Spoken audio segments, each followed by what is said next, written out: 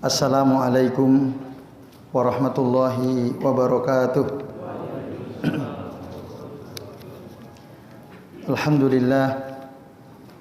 Alhamdulillahilladzi hadana li hadza wa ma kunna linahtadiya laula an hadanallah. Asyhadu an la ilaha illallah wahdahu la syarikalah wa asyhadu anna Muhammadan abduhu wa rasuluh. Allahumma salli wa sallim wa barik ala Muhammad wa ala ali Muhammad kama sallaita wa barakta ala Ibrahim wa ala ali Ibrahim fil alamina innaka Hamidum Majid. Rabbi shrah li sadri wa yassir li amri wahlul 'uqdatam min lisani yafqahu qawli. Amma ba'du. Bapak-bapak dan ibu-ibu serta jamaah sekalian rahimani wa rahimakumullah. Alhamdulillah pada malam ini kita bisa berjumpa kembali untuk melanjutkan ngaji kitab Al-Aqidah Al-Wasithiyah karya Syekhul Islam Ibnu Taimiyah rahimahullah. Dan pada kesempatan malam ini Bapak Ibu kita akan melanjutkan pembahasan di bagi yang membawa kitab matannya. Bisa dibuka di halaman 3 paragraf terakhir ya. 2 baris terakhir dan seterusnya. Baik, kami bacakan. Qala al-muallifu rahimahullah, berkata penulis kitab ini semoga Allah merahmatinya, yaitu Syekhul Islam Ibnu Taimiyah. Wa qad dakhala fi hadhil jumlati, dan telah masuk pada kalimat ini. Nah, ini diberi judul oleh pensyarahnya ya, al-istidlalu ala isbati asma'illahi wa sifatihi minal Qur'anil Karim. Jadi berdalil dengan Al-Qur'an atau berdalil untuk menetapkan nama-nama dan sifat-sifat Allah dari Al-Qur'an Al-Karim ya. Yaitu al-jam'u baina an-nafi wal isbat fi wasfihi ta'ala, mengumpulkan antara meniadakan dan menetapkan dalam sifat Allah Subhanahu wa taala. Wa qad dakhala fi hadhil jumlati, dan sungguh telah masuk pada kalimat ini.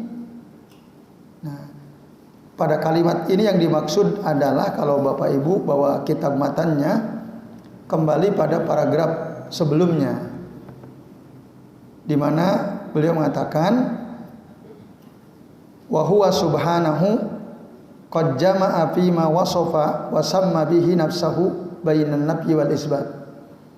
Bahwasanya Allah Subhanahu, Maha Suci Allah, qad jama'a, telah menggabungkan fima wasofa, dalam sifat, dalam apa yang dia mensifati, wasamma bihi, dan menamakan dengannya nafsahu, dirinya, baina an-nafyi wal isbat, antara meniadakan dan menetapkan. Itu yang dimaksud hadhil jumlah. Wa qad dakhala fi hadhihi al jumlati. Nah, apa yang masuk dalam kalimat ini adalah ma wasafallahu bihi nafsahu, apa yang Allah mensifati dirinya ya, dengan sifat ini, fi suratil ikhlas, dalam surah al-ikhlas, allati ta'dilu sulusal Quran, yang surah al-ikhlas itu sama dengan sepertiga Al-Quran. Nah, ini Bapak Ibu dan jamaah sekalian, azani Allahu wa iyyakum ajmain. Jadi Syekhul Islam Ibnu Taimiyah rahimani wa rahimakumullah menjelaskan bahwa di antara bukti bahwa Allah mensifati dirinya dengan sifat-sifat tertentu itu dijelaskan di dalam surah Al-Ikhlas. Yang surah Al-Ikhlas itu merupakan sepertiga dari Al-Quran, atau sama sebanding dengan sepertiga Al-Quran. Nah, baik Bapak Ibu dan jemaah sekalian, Syekh Ibnu Al-Utsaimin menerangkan apa makna surah, apa makna Al-Ikhlas, dan apa yang dimaksud Al-Ikhlas itu sama atau sebanding dengan sepertiga Al-Quran. Yang pertama, surah itu kata beliau ibaratun an ayatin min kitabillahi al-musawwarah ay al-munfasalah, yaitu ungkapan tentang ayat-ayat dari kitab Allah yang musawwarah atau munfasalah, terpisah, amma qablaha wa amma ba'daha, dari surah sebelum dan sesudahnya. Kalbina illadzi ahata bihi aswar, sebagaimana bangunan yang dikelilingi oleh pagar. Nah, pagar itu dalam bahasa Arab surun. Sur itu pagar. Nah, surah itu ya secara hakiki jadi sama, yang memagari, yang membatasi antara dia dengan surah-surah yang lainnya, itulah surah. Lalu Al-Ikhlas artinya adalah ikhlasus syai', memurnikan sesuatu, atau tanqiyatuh, ya, memurnikan, membersihkan sesuatu. Maksudnya allati nuqiyat walam yusbihuha syai'un, yaitu satu surah atau ikhlas itu adalah sesuatu yang dibersihkan dan tidak ada satupun yang mirip ya dengannya. Itu ada juga yang mengatakan Al-Ikhlas itu, kenapa surah ini disebut Al-Ikhlas? Karena surah ini tatadhammanul ikhlasu lillahi azza wa jal, mengandung ya al-ikhlas, kemurnian hanya untuk Allah azza wa jalla. Wa anna man amana biha, dan orang yang mengimani apa yang ada dalam surah Al-Ikhlas ini, fahuwa mukhlisun, maka dia disebut mukhlis. Nah, ini kalau ada orang mengimani apa yang ada, yang terkandung dalam surah Al-Ikhlas, fahuwa mukhlisun. Atau orang itu jika dia membaca idza qara'aha mu'minan biha, dan dia beriman dengan apa yang ada di dalam kandungan surah tersebut, faqad akhlasa lillahi azza wa jal, maka sungguh dia telah ikhlas ya, memurnikan ya Allah azza wa jalla. Ada juga katakan karena surah ini mukhlasah, tadi mukhlis, ini mukhlasah, ya dimurnikan, sesuatu yang dimurnikan, li'anna Allah ta'ala akhlasaha li nafsihi, karena Allah ta'ala memurnikan surah ini hanya untuk dirinya saja. Itu karena di dalam surah ini tidak ada pembahasan tentang hukum, tidak ada pembahasan tentang ya al-akhbar al-qadimah, berita-berita atau kisah-kisah masa lalu. Tidak ada. Jadi hanya khusus murni membahas tentang dirinya, tentang Allah azza wa jalla. Jadi ini akhbarun khosatun billah, informasi yang khusus tentang Allah. Makanya disebut surah Al-Ikhlas. Ini Bapak Ibu dan jemaah sekalian menurut keterangan dari Syekh Ibnu Al-Utsaimin. Kemudian kenapa surah Al-Ikhlas ini disebut ta'dilu sulusal Quran, sebanding dengan sepertiga Al-Quran? Sebagian orang, bahkan mungkin sebagian kita memahami, Bapak Ibu dan jemaah sekalian, kalau kita membaca surah Al-Ikhlas 3 kali, nah itu berarti sama dengan seperti kita mengkhatamkan Al-Quran gitu ya. Nah gitu, itu sebagian orang memahami demikian. Kenapa? Karena memang ada gitu di dalam hadis Nabi yang sahih riwayat Imam Al-Bukhari. Nah, kira-kira yang Bapak Ibu pahami bagaimana? Dalam hadis ini katakan, qala Nabi sallallahu alaihi wasallam li ashabihi. Jadi Nabi SAW bertanya kepada para sahabat, ayat jizu ahadukum an yaqra'a sulusal Qur'ani fi lailatin. Apakah tidak bisa salah seorang di antara kalian membaca ya sepertiga Al-Quran dalam satu malam? Ayajizu ahadukum an yaqra'a sulusal Qur'ani fi lailatin. Apakah tidak bisa salah seorang di antara kalian membaca sepertiga Al-Quran dalam satu malam? Fasaqadalika alaihim. Nah, itu memberatkan para sahabat, sehingga mereka berkata, ayyuna yutiku dzalika ya Rasulullah. Siapa di antara kami ini yang bisa, yang mampu melakukan hal itu, wahai Rasulullah? Nah, lalu kemudian Rasul SAW beliau berkata, faqal, ya, beliau mengutip surah Al-Ihsan, Allahu al-wahidus samad. Allahu al-wahidus samad. Surah Al-Ikhlas itu thulusul Quran, sepertiga Al-Quran. Nah itu.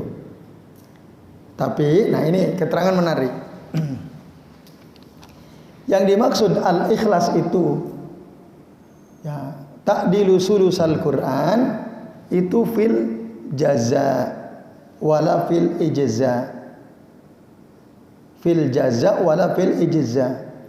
Maksudnya pahalanya ya, kalau kita membaca surah Al-Ikhlas pahalanya seperti pahala membaca sepertiga Al-Quran.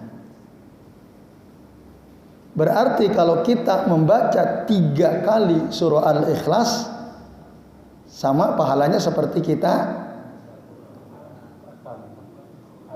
mengkhatamkan Al-Quran.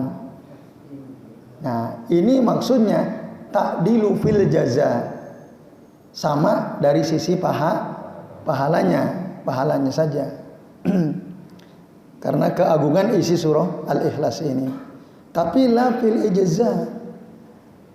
Tapi ya, itu tidak berarti mencukupi gitu. Cukup kalau kita membaca Al-Ikhlas sudah cukup. Contoh gitu misalnya, bagaimana kan Al-Ikhlas itu sepertiga Quran kan? Berarti termasuk di dalamnya surah Al-Fatihah, Al-Baqarah, Ali Imran dan seterusnya.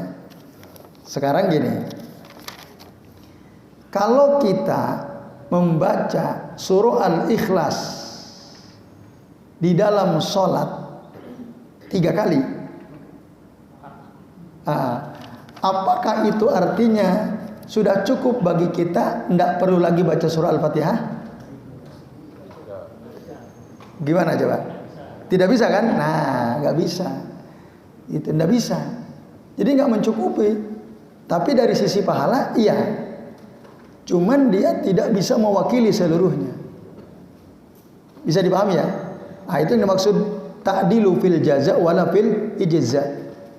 Nah, karena faktanya kalau kita sholat hanya membaca surah Al-Ikhlas 3 kali misalnya, itu nggak sempurna sholatnya tetap. Walaupun pahalanya sama seperti kita membaca seluruh Al-Quran kalau kita baca 3 kali. Nah itu Bapak Ibu dan jamaah sekalian. Nah lalu Ibnu Al-Utsaimin memberikan perumpamaan yang lain. Contoh misalnya, ada hadis Nabi tentang keutamaan zikir tahlil la ilaha illallah wahdahu la syarikalah lahul mulku wa lahul hamdu wa huwa ala kulli syai'in qadir. Jadi kata Nabi, barang siapa yang membaca ini asra marratin 10 kali, paka'an nama a'taqa arba'a ya anfusin min bani Ismail, seakan-akan dia membebaskan 4 jiwa dari kalangan Bani keluarga Ismail. Ini apa maksudnya? Pahalanya seperti kita membebaskan 4 orang budak. Kalau kita apa? Membaca la ilaha illallah wahdahu la syarikalah lahul mulku wa lahul hamdu wa huwa ala kulli syai'in qadir. 10 kali itu sama dengan membebaskan 4 orang ya budak dari keturunan Bani Ismail. Nah, tapi bisakah kita misalnya ingin ada budak yang ingin kita bebaskan. Budak ini punya tuan. Ada tuannya. Nah, kita bilang, saya bayar nih budakmu biar bebas. Dengan apa? Tak bacain tahlil 10 kali. Bisa nggak kira-kira? Ya nggak bisa, gitu. Nggak bisa. Nah itu perbandingannya ya. Itu yang dimaksud ta'dilu fil jaza wala fil ijza. Nah, pahalanya sebanding, tapi itu tidak mencukupi. Nah ini Bapak Ibu dan jemaah sekalian. Tapi ada penjelasan yang kedua. Jadi yang dimaksud surah Al-Ikhlas itu ta'dilu sulusal Quran, maksudnya ya, karena di dalam Al-Quran itu dari seluruh surah, seluruh ayat yang ada, isinya secara garis besar ada 3. 1 tentang ya tauhid, yang kedua tentang kisah-kisah masa lalu, yang keempat tentang hukum syariat. Nah ini Bapak Ibu dan jamaah sekalian ya. Maka dengan demikian surah Al-Ikhlas itu menjelaskan tentang mana dari 3 hal ini? Tentang tauhid. Nah itu isinya Quran itu banyak ayat yang menjelaskan tentang tauhid. Ada kalau tidak tauhid bahas tentang hukum. Kalau tidak tentang hukum, tentang kisah-kisah masa lalu umat-umat terdahulu. Nah, yang dimaksud Al-Quran itu ta'dilu Al-Ikhlas itu ta'dilu sulusal Quran, maksudnya itu. Maksudnya isinya mengandung 1/3 tema dari Al-Quran. Bisa dipahami ya? Itu maksudnya. Nah, jadi ini pemahaman yang kedua. Nah, jika yang pertama ada yang menyimpulkan kita membaca 3 kali surah Al-Ikhlas seperti mengkhatamkan Al-Quran. Itu pemahaman pertama kan? Tapi pemahaman kedua enggak. Maksudnya ketika kita membaca surah Al-Ikhlas, kita sama dengan membaca 1/3 tema penting dalam Al-Quran. Nah itu. Maka kalau ditanya mana besar pahalanya membaca 3 kali surah Al-Ikhlas dengan membaca seluruh Al-Quran sampai khatam? Ya seluruh Al-Quran. Itu ya jelas sekali, per huruf udah beda banget kan. Bahkan dalam hadis kan Nabi, man qara'a harfan minal Quran falahu ya, hasanatun bi asri amsalihah. Jadi udah aku mau mengkhatamkan Quran, siap malam piye carane? Baca aja Al-Ikhlas 3 kali udah beres. Nah, menurut keterangan yang kedua enggak begitu maksudnya. Maksudnya ketika kita membaca surah Al-Ikhlas itu adalah sama seperti kita membaca 1/3 tema yang ada dalam Al-Quran, yaitu tentang tauhid. Nah ini juga yang diyakini oleh Syekhul Islam Ibnu Taimiyah rahimahullah. Makna ini ya. Nah ini Bapak Ibu dan jamaah sekalian rahimani wa rahimakumullah. Oke, jelas ya. Jadi ada dua pandangan terkait dengan makna bahwa suratul Ikhlas itu ta'dilu sulusal Quran. Nah, Bapak Ibu dan jamaah sekalian rahimani wa rahimakumullah. Berdasarkan keterangan dari Syekh Al-Fauzan, ya, bahwa beliau termasuk ulama yang mengatakan, jadi yang ini keterangan dari Syekh Al-Fauzan, yang dimaksud ta'dilu sulusal Quran itu tusawihi atau sama dengan sepertiga Al-Quran. Maksudnya wazalika li'anna ma'anil Qur'ani salasu anwa'in. Hal tersebut dikarenakan makna atau isi Al-Quran itu ada 3 macam. Tauhidun, qasasun, wa ahkamun. Tauhid, kisah-kisah dengan hukum. Wa hadhihi surah fiha sifatur rahman, dan surah Al-Ikhlas ini di dalamnya ada penjelasan tentang sifat Allah Zat yang Maha Rahman, fahiya fi at-tauhid wahdah. Nah, ini tentang tauhid saja. Maka fasarat ta'dilu sulusal Quran, maka surah Al-Ikhlas itu sama dengan sepertiga Al-Quran. Tapi dari apa? Dari sisi tema pembahasan. Nah, itu kata saya Al-Fauzan. Maka beliau mengutip satu dalil dari hadis riwayat Imam Al-Bukhari yang diriwayatkan oleh seorang sahabat Abu Sa'id Al-Khudri radhiyallahu anhu. Beliau mengatakan, "Anna rajulan sami'a rajulan yaqra'u qul huwallahu ahad yuraddiduha." Ada seseorang mendengar orang lain dia membaca surah Al-Ikhlas diulang-ulang. Dia ulang-ulang, yuraddiduha. Falamma asbaha, ketika keesokan harinya, jaa ilan Nabi sallallahu alaihi wasallam. Orang ini datang menghadap Nabi SAW dan melaporkan itu. Fazakara lahu zalika.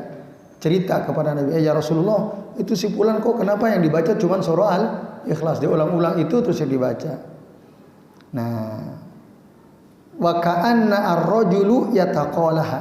Seakan-akan orang yang datang kepada Nabi itu menganggap ini banget sih, enteng banget gitu. Oh, yang dibaca itu terus Al-Ikhlas terus. Ya, gitu. Kayaknya sedikit sekali yang dia baca. Ka'anna ar-rajulu yataqalaha. Tapi apa respon Nabi? Beliau mengatakan, faqala an-nabiyyu sallallahu alaihi wasallam, walladzi nafsi biyadihi, demi zat yang jiwaku ada dalam genggaman tangannya, innaha la ta'dilu sulusal Quran. Sesungguhnya Al-Ikhlas itu, nah, la ta'dilu sebanding atau sama dengan sepertiga Al-Quran. Hadis akhrajahu Al-Bukhari. Nah, Syekh Al-Fauzan mengambil dalil ini untuk menjelaskan maksudnya Al-Ikhlas itu bicara sepertiga tema Al-Quran, itu maksudnya. Jadi iya memang surahnya pendek, tapi temanya penting, dan itu adalah merupakan sepertiga tema yang ada dalam Al-Quran. Jadi ini Bapak Ibu dan jamaah sekalian, dan hadis-hadis yang menjelaskan tentang bahwa surah Al-Ikhlas itu adalah sepertiga Al-Quran, nah, takadu tablugu mablagu at-tawaturi, hampir ya, derajat hadis ini sampai pada derajat hadis mutawatir, kata Imam Ibnu Qayyim Al-Zaujiyah. Ya, baik, ini Bapak Ibu dan jamaah sekalian rahimani wa rahimakumullah. Nah, kemudian ya, haitsu yaqul, di mana Allah berfirman, qul huwallahu ahad Allahus samad lam yalid wa lam yulad wa lam yakul lahu kufuwan ahad. Ada berapa ayat? Qul huwallahu ahad Allahus samad lam yalid wa lam yulad wa lam yakul lahu kufuwan ahad. 4 ya. Nah, Bapak Ibu dan jamaah sekalian rahimani wa rahimakumullah, dari 4 ayat ini ya, sebenarnya ada dua masalah besar. Yang pertama yaitu al-isbat. 2 ayat pertama itu isinya penetapan Dan 2 ayat terakhir isinya an-nafyu, al-isbatu wan nafyu. Nah, maka tadi di awal kan dikatakan ya, wa qad dakhala fi hadhil jumlah, maksudnya qad jama'a fi ma wasafa wa samma bihi nafsahu bainan nafyi wal isbat. Jadi ketika Allah menerangkan tentang dirinya yang ada di dalam surah Al-Ikhlas itu ada 4 ayat. 2 ayat pertama menetapkan, isinya adalah al-isbat, penetapan, dan 2 ayat terakhir isinya adalah penafian. Apa yang Allah tetapkan? 1, Allahu Ahad. Allah itu Maha Esa. Berarti itu isbat, ketetapan bahwa Allah itu Esa. Yang kedua, Allahus Somad. Allah itu adalah zat yang seluruh makhluk bergantung kepadanya. Ini isbat namanya. Nah, 2 ayat terakhir, lam yalid walam yulad, yang tidak melahirkan dan tidak Nah, kalau kata tidak itu kan negatif, menafikan. Jadi Allah itu bukan zat yang melahirkan, bukan pula zat yang dilahirkan. Walam yakullahu kufuwan ahad, dan tidak ada seorang pun yang sebanding dengan Allah Subhanahu wa taala. Nah, ini namanya an-nafyu namanya. Allah nafikan di 2 ayat terakhir. Nah, itu yang ingin ditegaskan oleh Syekhul Islam Ibnu Taimiyah rahimahullah. Jadi ketika Allah menjelaskan tentang dirinya di dalam surah Al-Ikhlas, ya, menggabungkan 2 metode isbat dan metode an-nafyu gitu. Nah, baik Bapak Ibu dan jamaah sekalian. Jadi yang dimaksud Allah, ya, Allahu Ahad, kata Allah itu, kata Syekh Ibnu Utsaimin, itu adalah alam yang menunjukkan zat Allah yang khusus hanya untuk Allah Azza wa Jalla, dan tidak boleh ada sesuatu pun yang dinamai dengan kata Allah, itu nggak boleh. Itu hanya nama itu hanya khusus untuk zat Allah. Nggak boleh kita menamai sesuatu dengan nama tersebut. Nah, kemudian kata Allah itu sendiri dari kata al-ilah. Ilah itu maknanya makluh. Makluh itu maknanya ma'bud, yang disembah. Sementara ahad artinya ya esa itu. Nah, ini walaupun kata ahad ini juga merupakan salah satu nama hari dalam sepekan, ya. Ahad, Isnain, Sulasa, Al-Arbi'a, Al-Khamis, Al-Jumu'ah, As-Sabt, ya. Itu kata ahad. Artinya esa, la saniya lahu wala nazira wala nidda. Tidak ada duanya, tidak ada saingannya, tidak ada pembandingnya. Itu kata ahad. Allahus Somad. Kata somad ini memiliki beberapa pengertian secara ringkas, ya. 1, somad itu artinya yang sempurna. Ilmunya sempurna, kekuasaannya sempurna, hikmahnya sempurna, kemuliaannya sempurna, kehormatannya sempurna, sifat-sifatnya. Itu somad. Makna yang kedua, as-somad itu adalah zat yang tidak makan, tidak minum, ya. Sementara makna yang ketiga, somad itu artinya adalah al-masmudu ilaih, ya, alladzi tasmudu ilaihil khalaiqu fi hawaijiha, adalah zat yang bergantung, bersandar kepadanya seluruh makhluk, ya, dalam memenuhi kebutuhan mereka. Nah, itu makna as-somad. Maka diartikan kalau di Quran terjemah apa as-somad itu? Allahus Somad, ya, yaitu zat yang bergantung seluruh makhluk kepadanya. Nah, itu berarti mengambil makna yang ketiga, dan seluruh makna ini benar, tidak saling kontradiksi satu sama lain. Jadi Allah itu adalah zat yang seluruh makhluk butuh kepadanya. Tidak ada satupun makhluk yang tidak butuh kepada Allah Azza wa Jalla. Nah, itu Bapak sekalian makna as-somad. Dan yang terakhir, lam yalid walam yulad walam yakul lahu kufuwan ahad, Jadi jelas sekali Allah itu zat yang tidak melahirkan, tidak dilahirkan, dan tidak ada satupun yang setara atau sebanding dengan Allah Ta'ala. Maka jangan ya menyamakan Allah dengan apapun gitu ya. Jangan menyamakan Allah dengan apapun, bahkan dengan Nabi Isa sekalipun ya nggak boleh disamakannya. Jadi kalau Nabi Isa kan memang tidak punya bapak, tapi dia dilahirkan ya. Jadi Allah itu lam yalid walam yulad walam yakul lahu kufuwan ahad. Jadi ini Bapak Ibu dan jamaah sekalian rahimani wa rahimakumullah. Jadi itulah yang dimaksud dalam surah Al-Ikhlas. Allah menerangkan dirinya dengan metode isbat dan an-nafyu, al-isbatu wan nafyu. Dua ayat pertama itu mengisbat, dua ayat terakhir menafikan. Jadi saya kira demikian apa yang kita bisa bahas pada kesempatan kali ini. Sebelum diakhiri, barangkali ada yang mau bertanya belum paham, jadi silakan Pak Agus.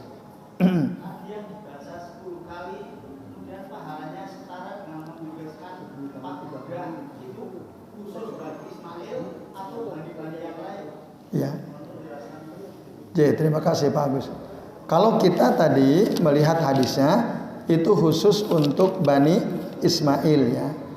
Man qala la ilaha illallah wahdahu la syarikalah lahul mulku wa lahul hamdu wa huwa ala kulli syai'in qadir asra marratin paka'an nama a'taqa arba anfusin min Bani Ismail.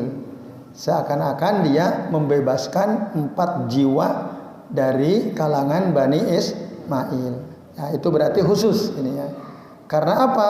Ya kemuliaan Bani Ismail yang nanti keturunannya ya, dan itu adalah keturunan usulnya Rasul Muhammad sallallahu alaihi wasallam. Kan Nabi Ibrahim punya 2 anak ya. Ada Ismail, ada Ishak.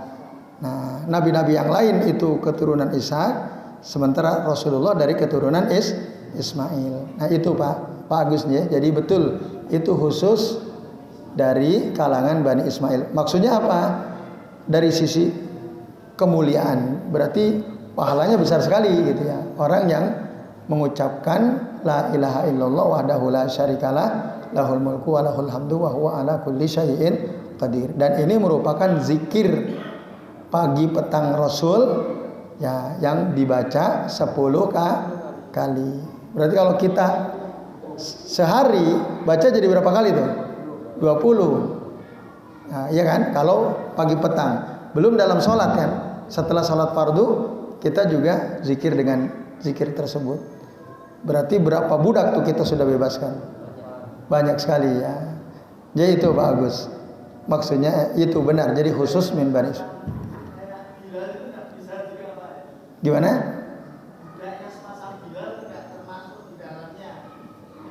Oh Bilal. Nah, ya apakah Bilal dari keturunan Nabi Ismail? Nah, itu kan yang perlu ditelusuri kan.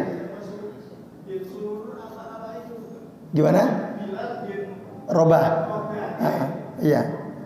Yaitu apakah pertanyaannya kan apakah Bilal itu dari keturunan Bani Ismail atau bukan itu kan? Enggak. Muhammad bin Abdullah kan bukan bin Ismail juga. Muhammad bin siapa? Abdullah bukan bin Ismail juga kan? Jadi maksudnya Ismail itu dari keturunan Nabi Ismail terus ke bawah. Memang bapaknya Bilal Robah. Bapaknya Robah. Ya, kita tahu kan? Nah, apakah nyambung ke Nabi Ismail atau tidak? Yang itu yang perlu diselusuri. Jadi itu Pak Agus. Jadi bukan dilihat dari itunya ya. Bisa jadi Bilal bin Rawah pun keturunan dari Nabi Ismail itu. Wallahu a'lam bishawab. Ya silakan. Apakah ada syarat khusus ketika kita membaca surat Al-Ikhlas dan mendapatkan pahala sepertiga Al-Quran? Seperti misalnya kita harus menghayati atau memahami. Seperti tadi hadis tadi kan disebutkan kepada para sahabat. Tentu saja sahabat sangat memahami Al-Ikhlas itu. Apakah ada Ya. Baik, terima kasih Pak Lukito. Yang pertama tadi ya, yang perlu dipahami ada dua pengertian kan. Yang dimaksud ta'dilul Quran, pengertian pertama apa? Pahalanya. Sama dengan pahala membaca sepertiga Al-Quran. Tapi yang kedua tidak begitu maksudnya.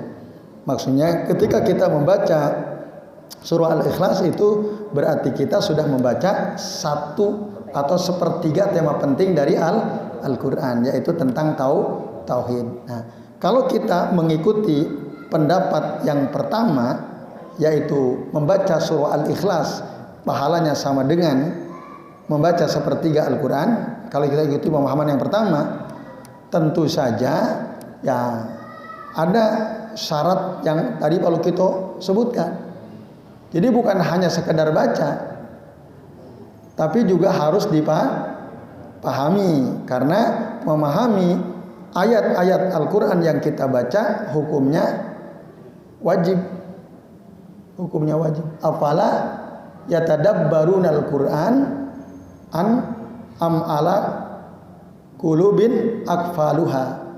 Kenapa mereka tidak menghayati, merenungkan Al-Quran? Atau karena hatinya sudah terkunci kan itu.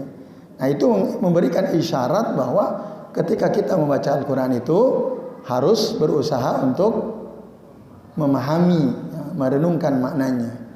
Nah, termasuk tartil sesuai dengan ilmu tajwid. Jangan asal muni ya, jangan asal baca, wah aku wis dapat sepertelu Al-Quran gitu ya. Ya, udah gitu ngebut lagi ya. Ya enggak. Jadi syarat itu tentu berlaku. Yaitu Pak Lukito, iya. Pahami dan baca dengan benar ya, sesuai dengan ilmu tajwid. Ya, terakhir monggo Pak Purnomo.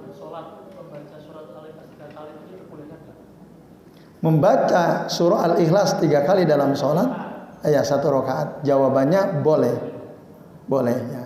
Jadi kita mengulang-ulang satu surah yang sama dalam 1 rakaat itu hukumnya boleh. Ya. Dalil umumnya ketika Nabi katakan faqra'u ma tayassara lakum minal Qur'an, bacalah apa yang mudah bagimu dari Al-Qur'an. Dan itu artinya umum.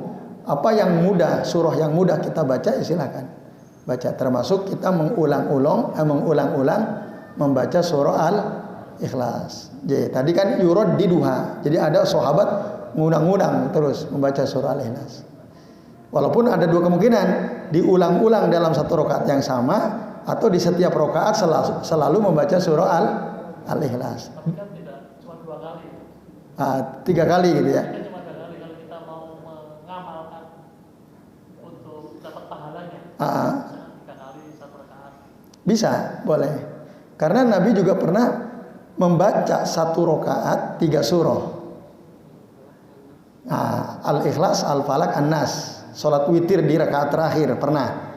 Jika membaca surah yang berbeda boleh, membaca surah yang sama juga boleh. Jadi itu.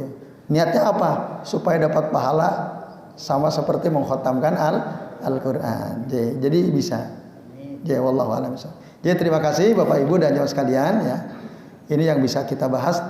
Mudah-mudahan bermanfaat. Mari kita akhiri dengan baca doa kafaratul majlis. Subhanakallahumma wa bihamdika asyhadu an la ilaha illa anta astaghfiruka wa atubu ilaik. Wa sallallahu ala Muhammadin wa ala alihi wa sahbihi wa baraka wa sallama alaihim ajmain.